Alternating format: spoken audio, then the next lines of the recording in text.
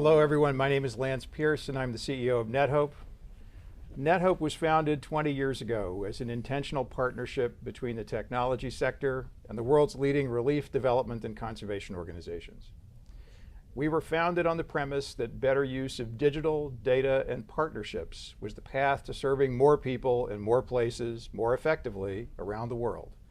And over the past 2 decades, in times of clarity and through times of uncertainty, NetHope has worked in partnership with the tech sector to help our members, the world's leading impact organizations, achieve their missions. NetHope's 65 member organizations serve on the order of 1.2 billion people in more than 190 countries, and collectively they deploy over 60% of all the international aid spent every year through the NGO sector. Now, we know that humanitarian organizations work in areas where lives are at risk, in war zones, in conflict zones, and emergency response zones, and all of these carry the risk of injury, or in some cases, direct attack. And certainly in the past year, some number of the organizations that we work with have seen loss of life in their teams due to these physical threats. But what's less well known is that humanitarian organizations, their employees, and their beneficiaries or their program participants are under attack today by new threats, digital threats. Incidences of cyber attacks, data theft, breaches, and incursions of computer systems, and other forms of cybercrime, many of which have links back to causing physical harm, are rising dramatically. During the COVID-19 pandemic, as people moved their work online, attackers followed, and there was a notable increase in cyber incidents.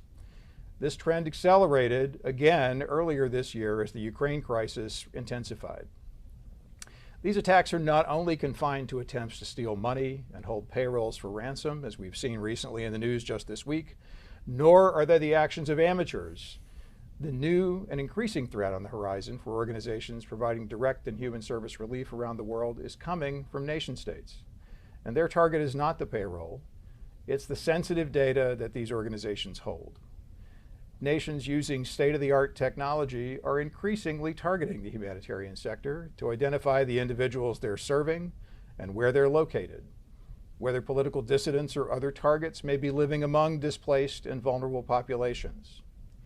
They want to know the locations of service that these organizations are providing, and the names and the location, and in some cases the homes of the staff who are providing those services.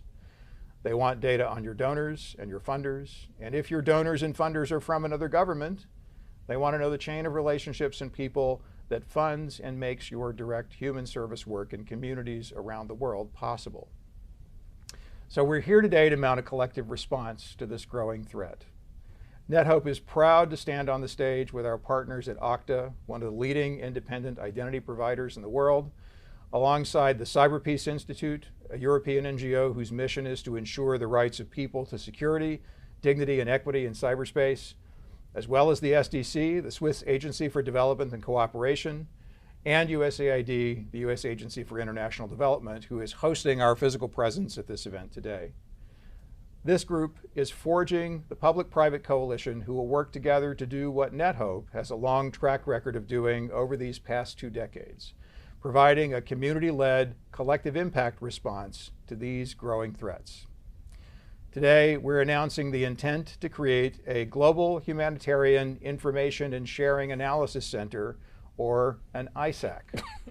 So when businesses started going online 30 years ago to deliver their services securely, ISACs became the industry response to identifying shared threats and developing joint responses. ISACs were stood up on a sector-by-sector basis, from banking to energy to transportation to many, many more. And today, most industries have their own dedicated ISAC to deal with their collective cyber risks. Because how do we know when we've actually been breached by an intruder? Well, the answer is that breaches are discovered by information security and digital protection professionals who regularly come together in an ISAC to share relevant information, to analyze potential anomalies that could signal a breach has taken place, and to take collective action in shared strategies that isolate and contain the threat and ensure continuity of operations and human safety. Recent reporting suggests that only 1 in 10 NGOs have the ability to provide their staff with cybersecurity training, and only 1 in 5 NGOs are sufficiently well-resourced to have a cybersecurity plan, meaning that cyber attacks targeting humanitarian organizations will continue to be a significant threat in the future. And in the wake of the large increases in attacks in recent years, it's also clear that humanitarian entities have no choice but to take proactive measures designed to counter cyber threats, the worst of which can cause loss of reputation, loss of the ability to operate, and loss of life. So there's no silver bullet or all-powerful technology that can prevent cyber breaches, but there are great lessons learned from the past 30 years of experience with private sector, industry-led, collective responses to improving cybersecurity coordination, working together as humanitarian and conservation aid organizations via an information sharing and analysis center, an ISAC devoted to that sector, is a clear and inevitable next step.